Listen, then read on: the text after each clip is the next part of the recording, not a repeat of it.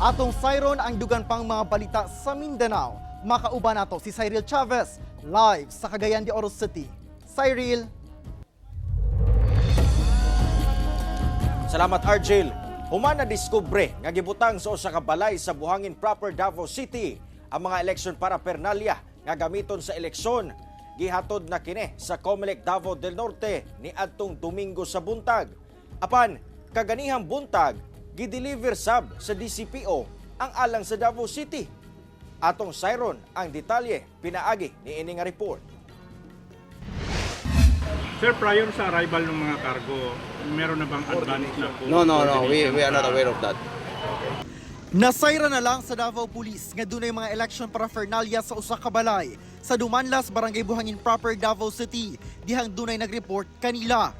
Alang ang maong mga paraphernalia sa managlahing lugar sa Davao Region.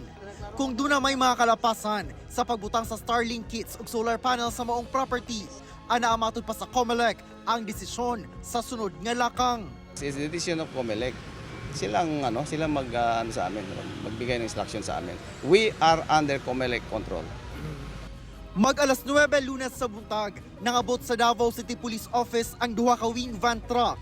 Karga ni ini ang mga itom nga plastic boxes nga giingong gisudlan sa Starlink kits ug ang gibalot og itom nga bubble wrap nga giingong mga solar panel.